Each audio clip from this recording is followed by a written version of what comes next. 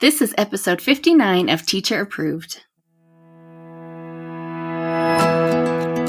You're listening to Teacher Approved, the podcast helping educators elevate what matters and simplify the rest. I'm Heidi. And I'm Emily. We're the creators behind Second Story Window, where we give research-based and teacher-approved strategies that make teaching less stressful and more effective. You can check out the show notes and resources from each episode at secondstorywindow.net. We're so glad you're tuning in today. Let's get to the show. Hey there, thanks for joining us today. In today's episode, we're sharing some common pitfalls of decodable text that you should avoid, and sharing a teacher-approved tip for doing something nice for yourself. We start our episodes with a morning message, just like we used to do at morning meeting in our classrooms. This week's morning message is, what is the most used phrase in your classroom? Emily, what would be the phrase in your classroom? I think mine would be the teacher classic of, I'll wait. I think we all know from experience that occasionally this will work. And a lot of times you'll just be waiting a long, long time for your class to be quiet and listen. And then you have that panic of like, how do I escalate this without looking like I made a mistake? They're not even noticing that I'm sitting up here. It always helps if one of your like teacher's pet students is like, hey, yes. You guys. We need those kids. How about you, Heidi? I have to go with when I say go all day long.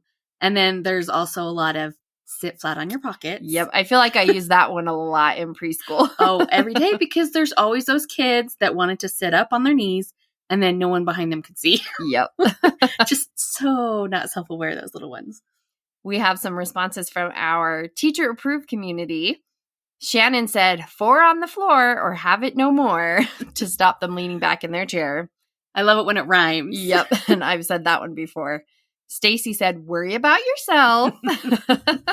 And Christina and Lauren both said, what should you be doing right now? Which I think we can all relate to those ones. Stephanie said, depth is more important than speed. I liked that one. That's a deep one. Amber said, seriously? As in, did you really just flip and do that? And if you don't say it out loud, you definitely think it. Vicky said, is that a kind or unkind choice? Oh, that's a nice way to put it. Usually I'm saying, make a better choice. Oh, yep. That was my go-to. Holly said, manage your mind. Ooh, I like that. Susan said, I don't have any Band-Aids. You'll have to go to the office at least 5 times a day. Susan, get a box of Band-Aids. No, they don't even need the Band-Aids. She knows what she's doing. She knows it. And if you teach in like 2nd grade or below, you're getting asked for Band-Aids constantly. We know how it is. I actually didn't keep Band-Aids for that reason and just, I'll get a wet paper towel and see if that helps. Mm-hmm. Valerie said, I would love to, but my class is still talking. Oh. And Danielle said, did you write your name? And they will all say yes. Yep. And they will lie. Yep. They didn't even look after they said yes. We'd love to have you join the conversation over in our Teacher Approved Facebook group. Now let's talk about this week's Resource of the Week, our Delight Days sets. Delight stands for Differentiated Learning and Integrated Theme Experience. Obviously, what else would Delight stand for? And of course, we didn't make up the acronym because we liked the word delight. No, it's just the only acronym we could probably come up with for this. True story. Heidi, why don't you tell us about Delight Days? So a Delight Day or a theme day is just what it sounds like. We have learning activities and, okay, we're going to throw in a couple fun activities organized around a theme. The novelty of a theme is what makes it so successful. These theme days are our secret weapon for the end of the school year.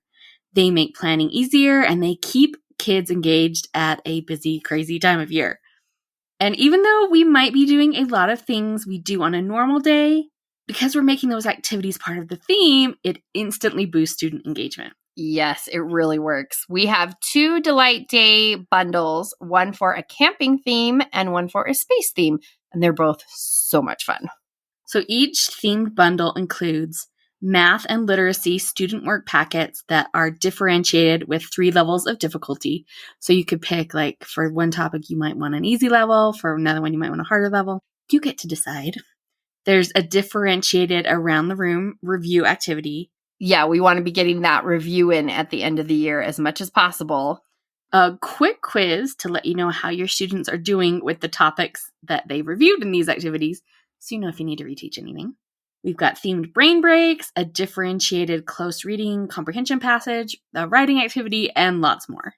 Delight days are some of my favorite days of the whole school year. The theme makes a regular day of school memorable. You can find our Delight Day bundles at the link in our show notes. So we hadn't planned to dedicate 3 podcast episodes to decodable text, but here we are. That's how it goes with us. It turns out we had a lot to say about decodable texts. In previous episodes, we mentioned that for a long time, we viewed decodable texts as basically pointless. So we've had a lot of unlearning to do, and we want to share what we've learned with you. Yeah, a few years ago, I wrote more than 60 beginning reader passages, and decodability wasn't even on my radar. In my mind, decodable passages were tongue twisters at best and incomprehensible nonsense at worst. And who needed that?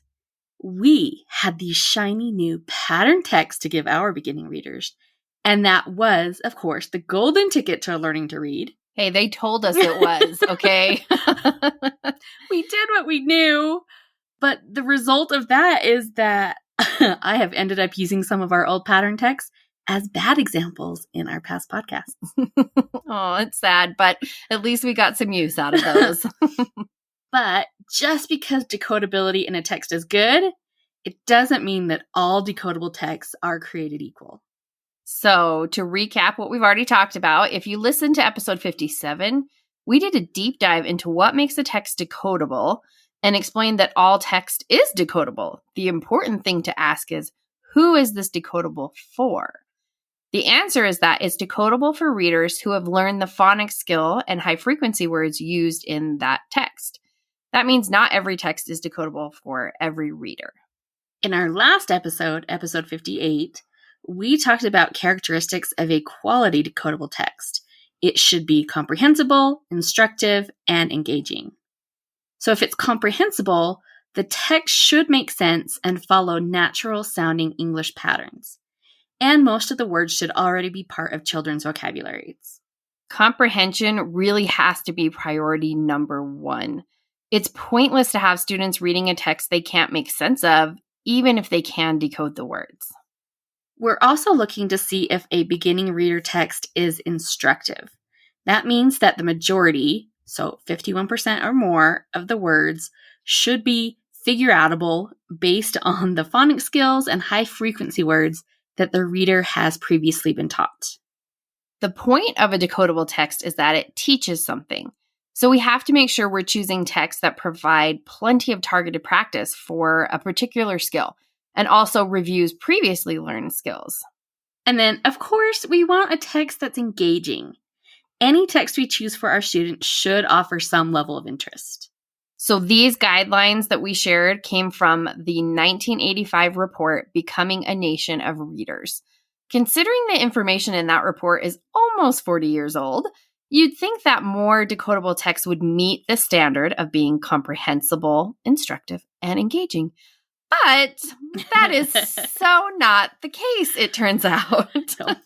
Unfortunately, you are right. Poorly written decodable texts are the rule more than the exception. And it is not just the passages written by teacher sellers on TPT or self-published authors on Amazon. Even big publishers struggle to produce quality decodable texts. On page 29 of his book, Choosing and Using Decodable Texts, which we highly recommend, Wiley Blevins says, I began to explore decodable texts widely available from educational and trade publishers. Many of these texts appeared on recommended lists by various educational organizations and still do. What I found was even more surprising. A significant number of these books had issues. These recommended lists seem to be based solely on availability rather than quality. Quality matters. Based on his deep dive into the world of decodable texts, Wiley highlighted several issues that crop up in lots of texts that claim to be decodable. We're going to discuss his list and add another issue that we think warrants consideration. So can you kick us off, Heidi? Absolutely. So the first issue with many decodable texts is that they use uncommon words to cram in more words with the target skill. So assume we're practicing short O. A decodable passage that is trying to squeeze in as many short O words as possible might read, "The tot did sob for a bit." Right there, we've already violated the comprehensible standard. We've got unfamiliar words like tot and sob that a student reading this level of text isn't going to be familiar with. And it really doesn't sound much like natural English. This significantly impacts the reader's ability to comprehend what's happening. Just because a student can sound out the words doesn't mean they understand the words. Of course, we want to teach new vocabulary, but when you cram too many unfamiliar words into a passage, it just sounds like nonsense. Wiley also points out the problem of using non-standard English sentence structures. And once you're aware of this one, you will see it everywhere. Oh, it is absolutely everywhere. Using non-standard sentence structures sounds like, "Wes did hit it. He did run to get it." And even that earlier sentence I read, "The tot did sob for a bit." Sometimes authors use these tricks to avoid using the past tense. Something like "did catch" is more sound-outable than "caught." Or "did sob" is decodable for a beginning reader, where "sobbed" is too advanced. And this is where we're a bit between a rock and a hard place. Because a decodable text is limited by a controlled word choice, authors don't have a ton of wiggle room when it comes to favoring natural-sounding English over decodability. Now, this is just my opinion, so take it for what it's worth. But I feel like an occasional "did catch" or "did see" isn't going to hurt any new readers. Even the best decodable texts sound contrived, so using an occasional "did see" instead of "saw" is probably fine. But you definitely want to avoid texts that make a habit of deploying "did" to get out of a tricky grammar spot. Another common issue with decodable text is using too many pronouns. You might be thinking that we're being very picky here. What's the big deal with a lot of pronouns, right? But the problem with this is that it obscures the meaning of the text. So a decodable sentence might be, "She went to get it from him." Who is she? What is it? Who is him? Right. Pronouns mean there is a lot for the reader to keep track of. A sentence like, "Anne went to get the ice cream from him," is much clearer. Now we hear you saying, wait, ice cream isn't a short vowel word, and you're not wrong about that. But if you listened to our episode last week, which if you have missed it, you should go back and listen to it. It's a gem. Yeah, it's good. One of our best. We explained that a passage does not have to be 100% sound audible to be considered decodable. It just needs a majority of decodable words. Ice cream is an example of what we call a story word. Assuming there are enough picture supports, a story word or two can greatly increase a reader's engagement in the text. And after all, we are looking to keep things engaging. It's not a win to give your reader a book that is 100% decodable but has a jumbled meaning.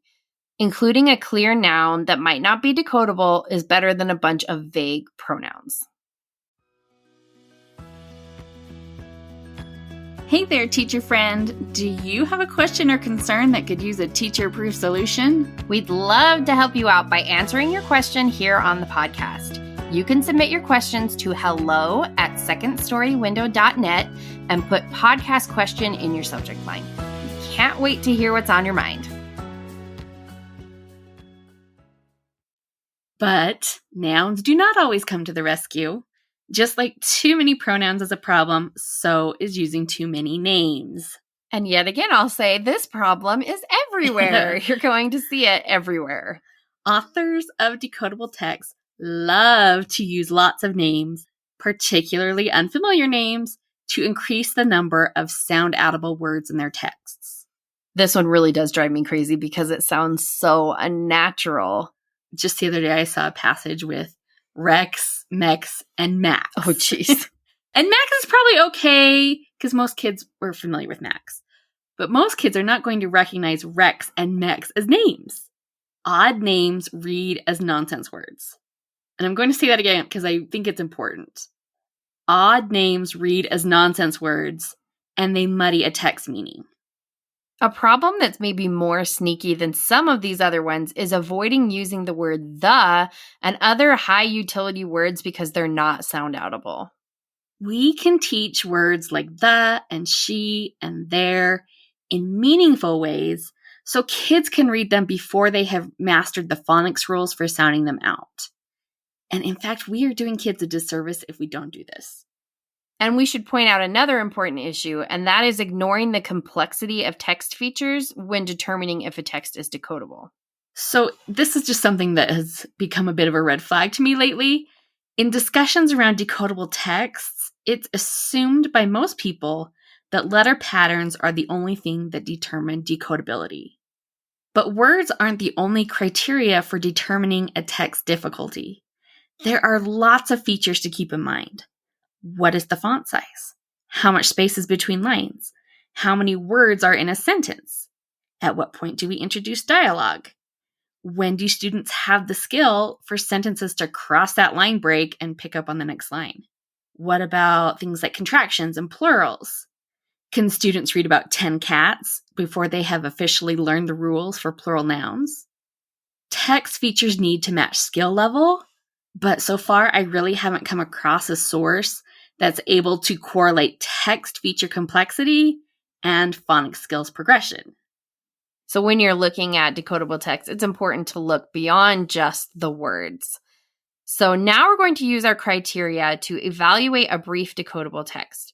Remember, we want something that is comprehensible. So it uses regular language. Instructive. So it teaches a phonics skill and reviews previously learned skills. And it's engaging. Or it's not dry as dust. And we also want to avoid the common pitfalls. Too many unfamiliar words, non-standard English, too many pronouns, or unfamiliar names. Avoiding high utility words like the because they don't fit the phonics skill. And the text not accounting for the difficulty of text features. So here's our text. Nan has a fan. Nan's fan is tan. Dan bans Nan's fan. Bad Dan, says Nan. Nan is mad. No man can ban Nan's fan. I mean, Nan should stand her ground. She can make her own decisions. We're very pro Nan. But let's start with the big three criteria for identifying quality.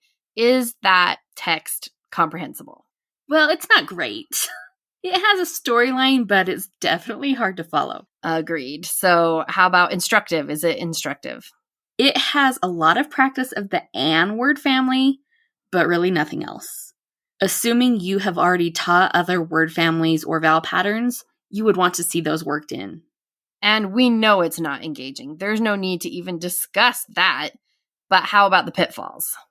Well, it uses the unfamiliar word ban. Most kids won't know that word, and understanding that word is necessary to understanding the whole, quote, plot of this text. It says, Dan bans Nan's fan instead of Dan did ban Nan's fan. So I guess that's a point in its favor. But we've got that unfamiliar name like Nan and very few high-frequency words. There's has and says, and those are about the only ones. Which brings us to another problem. A short A text is probably written for the very earliest readers. Yet this passage includes possessive nouns, exclamation points, and dialogue. I think those features are too advanced for a reader at this level. So I think we are agreed that we should ban Nan's fan. Sorry, Nan. You may now be thinking that every decodable text is riddled with problems. But there really are quality decodable resources out there. The problem is that it's difficult to sift through the trash to find the treasures. Now that decodability is a hot topic, people with no understanding or very limited understanding of the nuance of reading development are jumping into the marketplace offering stacks of decodable readers, and if you act now, you can get them on a discount. It may sound like we're being harsh on some of the publishers of decodable texts, and that's because we are. It infuriates me to see how many corners of the internet are pumping out poor quality decodable passages. They are taking advantage of teachers who are desperate to do the best they can for their students. And not only is it predatory, but it's harmful. They are hurting kids with this garbage. But we've given you some great guidelines to help you on your journey here. As you hunt for decodable text for your students, make sure to select texts that are comprehensible, instructive, and engaging. And do your best to find texts that avoid the pitfalls, like cramming in unfamiliar language or non-standard English, or texts that fail to take into account the complexity of text features for beginning readers. We'd love to hear your thoughts on navigating the problems with some decodable texts. Come join the conversation in our teacher-approved Facebook group. Now let's talk about this week's teacher-approved tip. Each week we leave you with a small actionable tip that you can apply in your classroom today. This week's teacher-approved tip is do something nice for yourself. Can you tell us about this, Heidi? So if there is something small in your classroom or in your life in general that isn't working the way it's meant to, do yourself a favor and upgrade. In my second grade classroom, I had a tape dispenser where that little cutter piece on the front came loose, and I literally had to tape it back on. I didn't use tape that often, so it was only a minor inconvenience. I didn't really think about upgrading it except for when I needed to cut a piece of tape. But it would have been such a simple fix. Anytime I could have replaced it with a dispenser that actually worked. It just felt like more of a hassle to solve the problem than to keep living with it. But you don't have to be like me. You can live a happier, more tape-filled life than I did. If there is something little, like a broken tape dispenser or loose scissors, those kind that just don't cut. Yep. Or a pencil sharpener that chews pencils, give yourself the gift of upgrading to a tool that does the job it's meant to. It is such a happiness boost to have a tool that does the job the right way. Yes. To wrap up the show, we are sharing what we're giving extra credit to this week. Emily, what gets your extra credit? I'm giving extra credit to Daisy Jones and the Six. So fun. I read the book several years ago and I thoroughly enjoyed it. If you haven't read it yet, I've heard the audio recording is incredible, so I kind of wish I had listened to it, but I read it and I did still think it was great. And now the series just came out on Amazon Prime. It's been long enough since I read the book that I can't remember what details have been changed, which I think is the key to being able to enjoy both the book and a screen adaptation. I have multiple times hurried to read a popular book because the movie was coming out, and then you see the movie back to back, and that is a mistake because you will notice every single thing they changed, and if you loved the book, that will bug you. But because it's been long enough, I don't remember what they changed, so I could just enjoy the series as its own separate thing. And I thought they did a really good job with it. It wasn't perfect, and I would probably change some of the casting, looking at you, Sam Claflin, if it were up to me. But otherwise, I thought it was a great watch, and I've been listening to the soundtrack a ton ever since. I love the soundtrack. It's so good. It's so good. I'm only a couple episodes into the show, but I'm really enjoying it. Yeah, get on it. How about you, Heidi? What are you giving extra credit to? My extra credit is much less exciting. It goes to the downtime feature on the iPhone. So I struggle with going to bed at a decent hour, to the point where every night is a battle, like I'm 3. And I realized that one of my biggest hurdles was getting lost on my phone. When I'm tired and I think, what was the name of that one book I liked when I was 6? It seems like a good time to dive down that rabbit hole. Oh, yes, I've been there.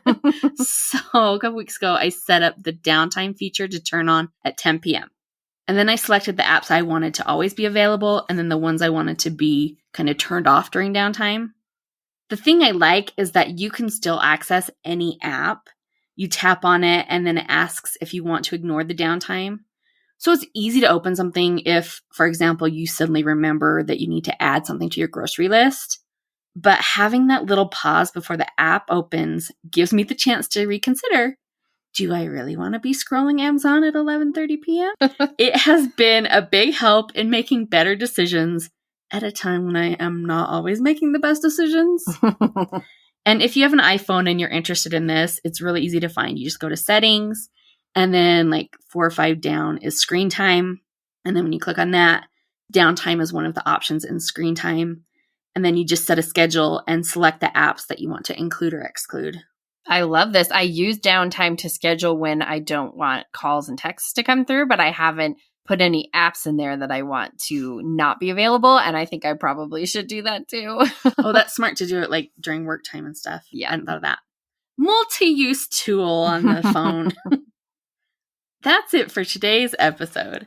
Make sure to avoid these common pitfalls of decodable texts and do something nice for yourself because you deserve it. Yeah, you do. If you enjoyed this episode, will you please share it with another teacher friend who would want to hear about decodable texts? Recommendations from friends are the number one way that new listeners find our show. So thank you very much for sharing. We hope you enjoyed this episode of Teacher Approved. I'm Heidi. And I'm Emily. Thank you for listening. Be sure to follow or subscribe in your podcast app so that you never miss an episode. You can connect with us and other teachers in the Teacher Approved Facebook group. We'll see you here next week. Bye for now. Bye.